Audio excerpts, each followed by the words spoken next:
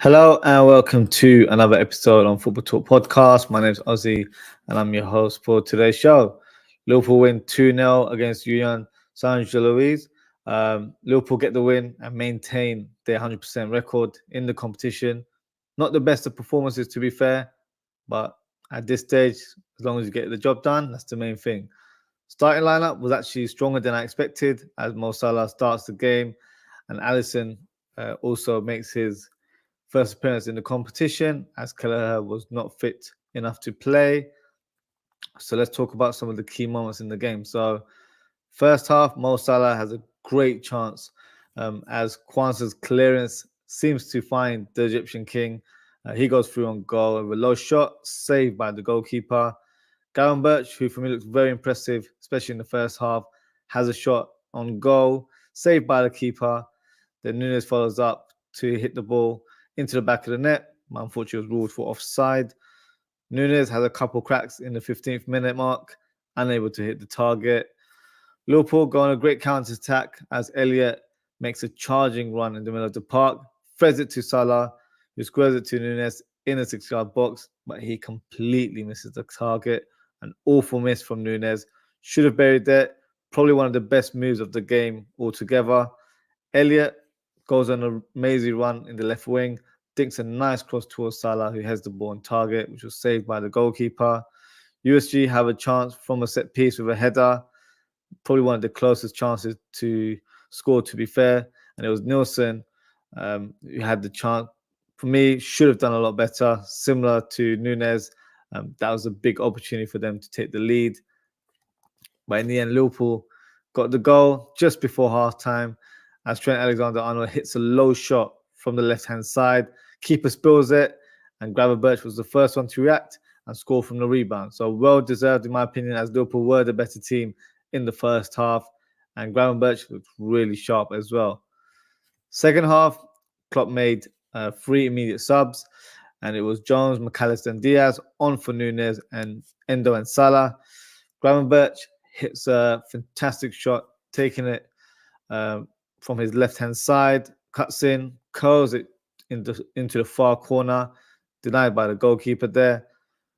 Another sub, Gomez comes on for Trent Alexander-Arnold, and his first touch was a lovely cross towards Diaz, who was unable to make any contact with a diving header.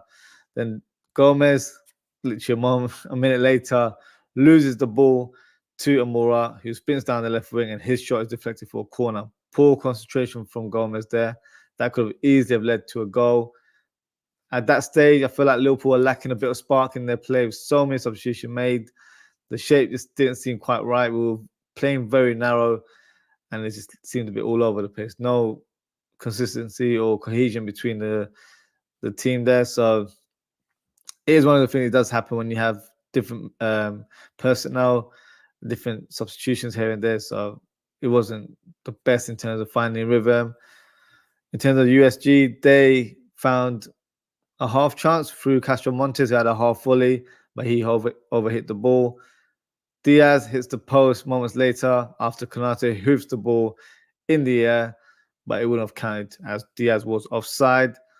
So Boslai comes on, has a crack from distance.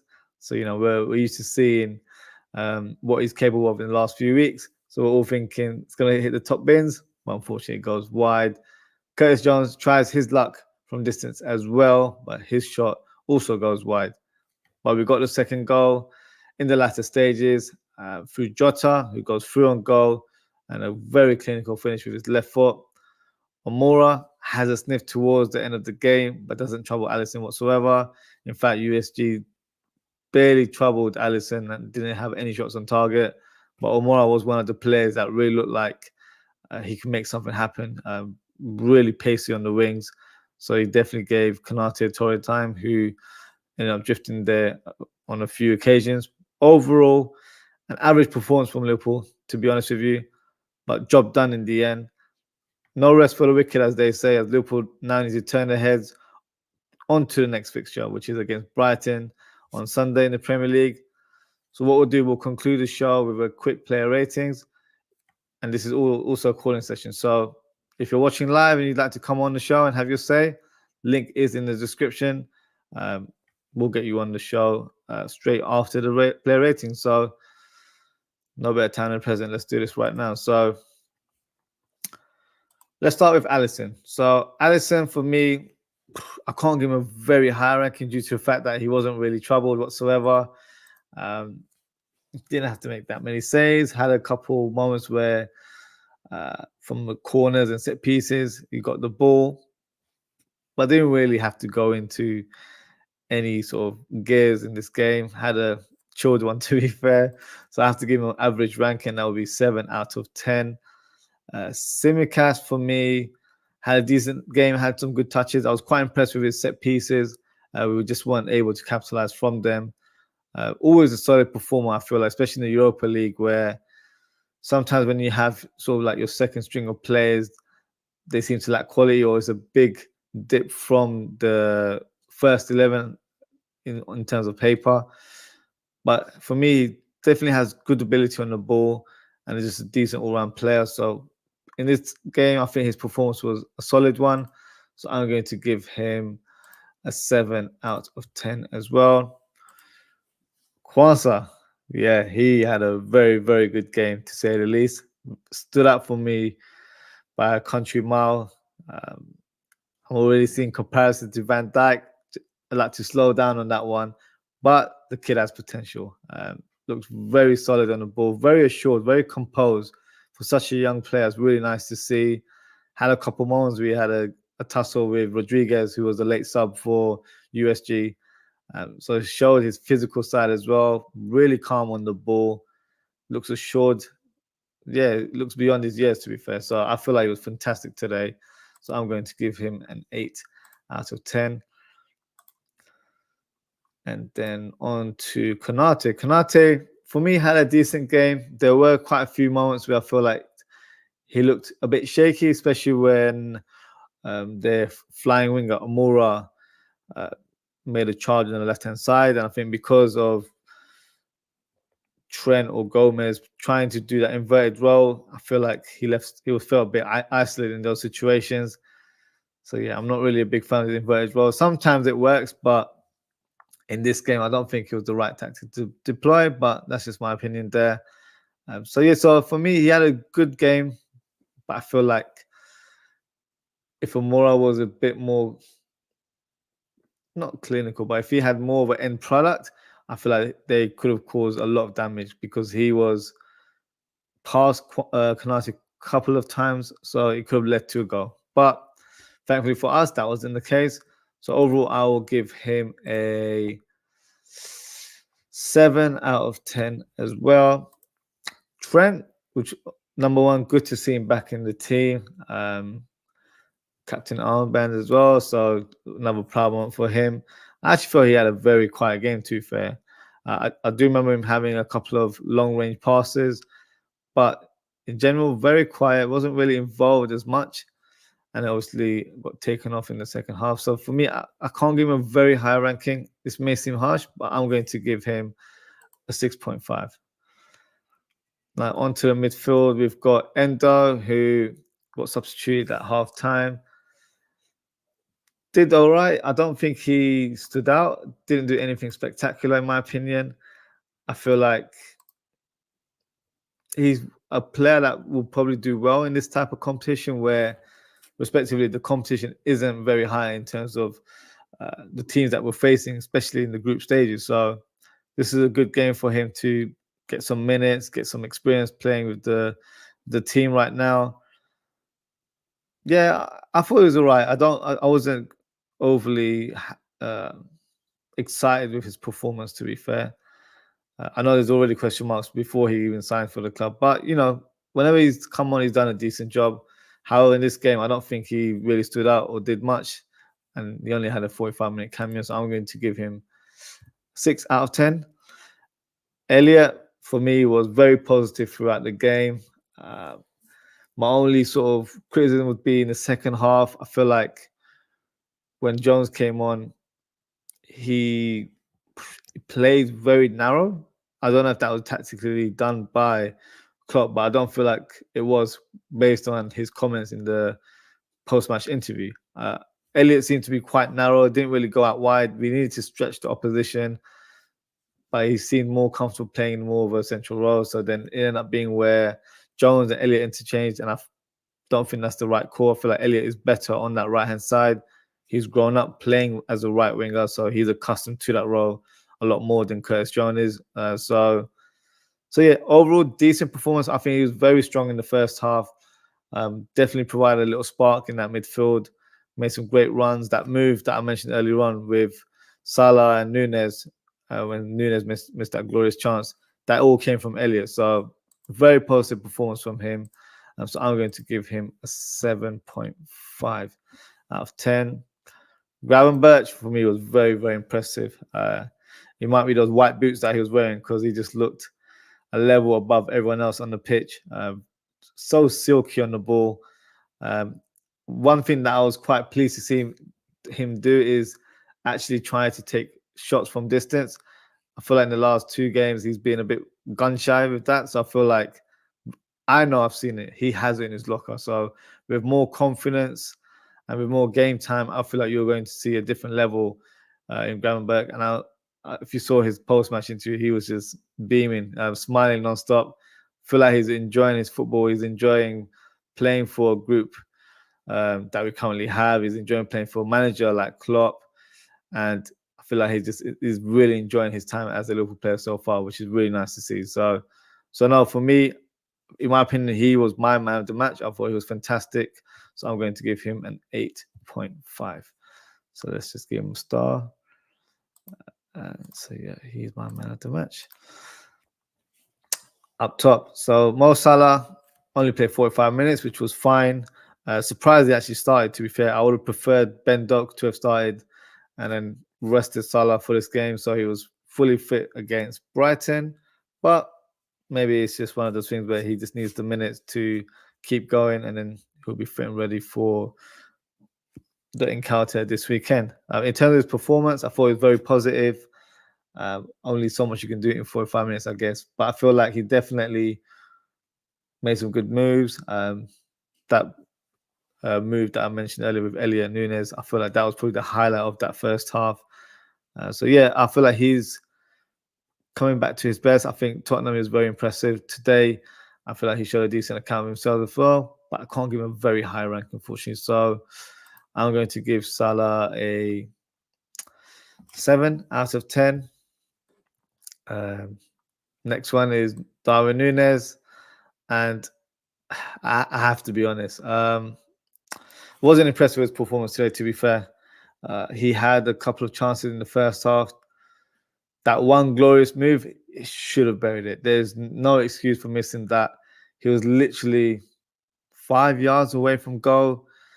It was practically an own goal because when Salah crossed the ball in, the goalkeeper was out of position. He was more closer to the post than he was centrally in the goal. So it was an open goal. Could have controlled it and, slotted it in like that. I don't know. I just think maybe he was thinking about celebrating more because he just lost his eyes. Like, he didn't seem to know where the ball was. He just gave a swing at it, assuming it was just going to go in.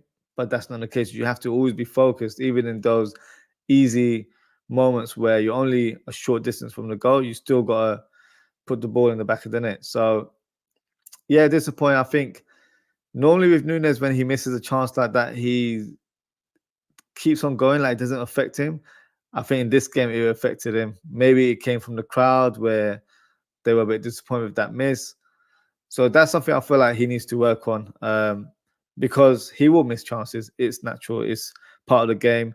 But I feel like he needs to maintain a stronger mentality where if he's missed one, no problem. He'll get another one because he's that type of striker where he makes great runs. He's got great movement around the box and he will always create chances for himself, but also for his teammates. So if he starts doubting himself like that, it kind of breaks down the play in the final third for Liverpool. So unfortunately, I'm going to give him a low ranking today, and I'm going to give him a 5 out of 10.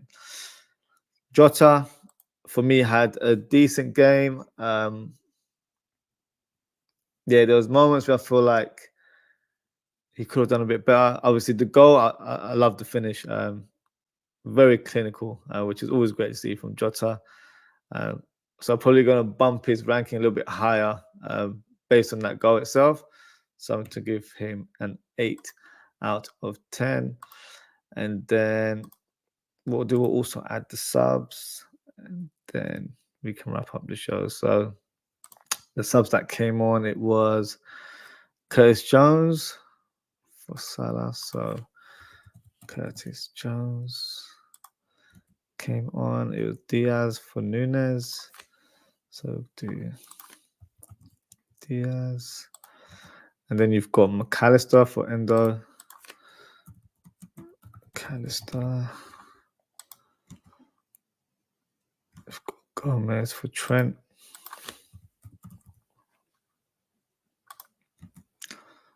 And then you've got my man of the match, Graham Birch, off for. So what was like? Oops. So Bosley. So let me just place them in the correct positions. So yeah, we can swap these two.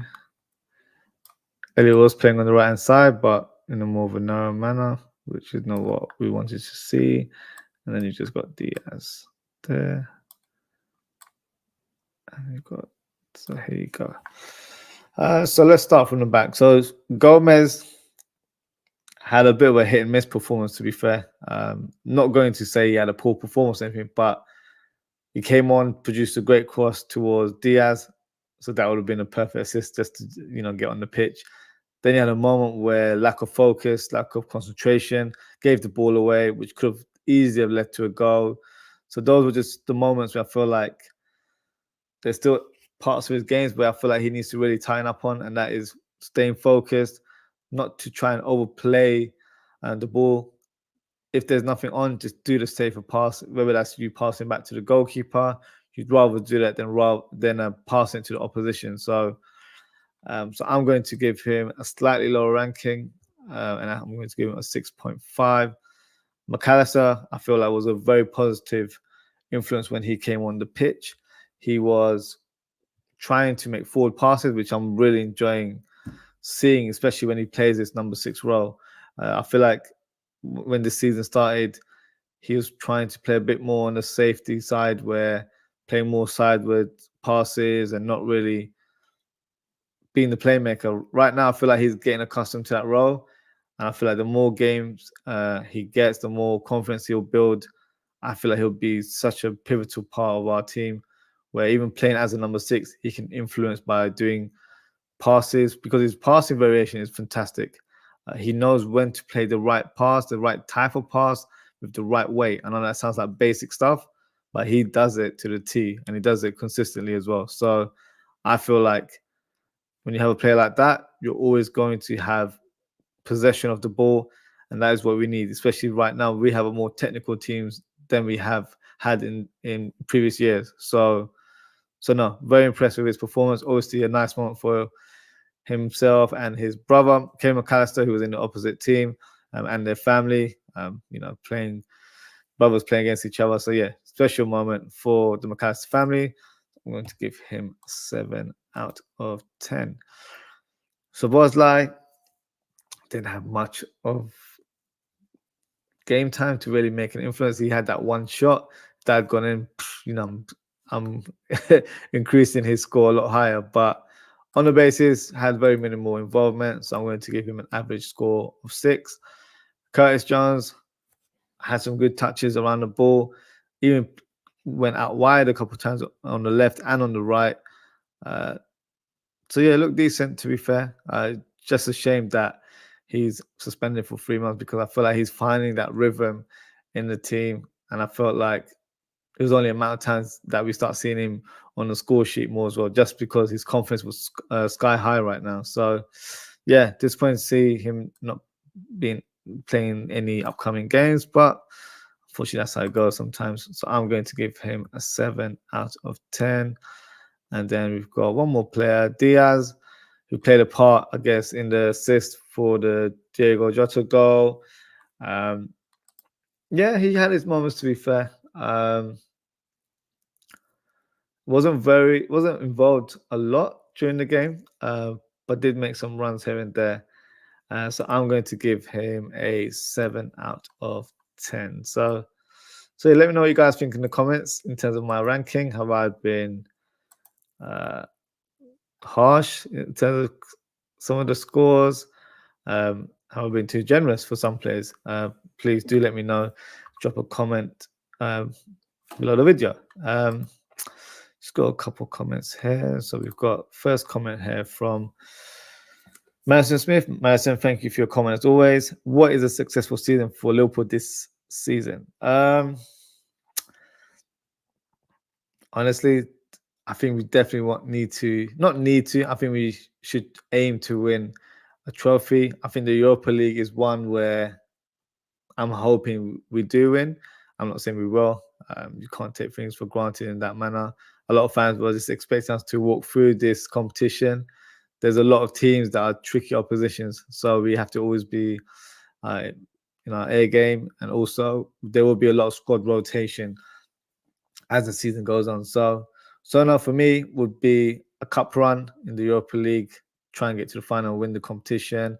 Even in the domestic cups, we're still in the Carabao Cup and also FA Cup. So yeah, for us, I want to go for everything. Even the league, I feel like we have a good squad to really mount a challenge. So yeah, I think take it game by game, but I feel like we can try and get as many honors as possible. That would be a successful season. But I would say top 4 finish 100% will be a minimum requirement, and a trophy or two will be a good wrap up of the season. So I probably have higher expectations than most, but I feel like a lot of people say because you've got a new midfield, you have to take it, step by step. It's a transitional kind of season right now, but I've been so impressed with the way we've played. Yeah, I'm very confident in this team, and I don't fear any team in this league or any team that we faced in the Europa League so far. So yeah, I'm looking at the glass half full right now, to be fair. And Jordan just said, "Hey, bro, thank you, Jordan, for your comment." As there's no callers, that is a wrap up for today. So thank you to everyone for tuning in. Thank you to Jordan and Madison for your comment. Thank you for your contribution. If you haven't already, please don't forget to like, comment, share, and subscribe. Next show will be this Sunday at 5 p.m. as I will be doing the match reaction of Brighton versus Liverpool. So please make sure to tune in. So until next time, guys, take care, stay safe, and I hope to see you all very soon. Goodbye.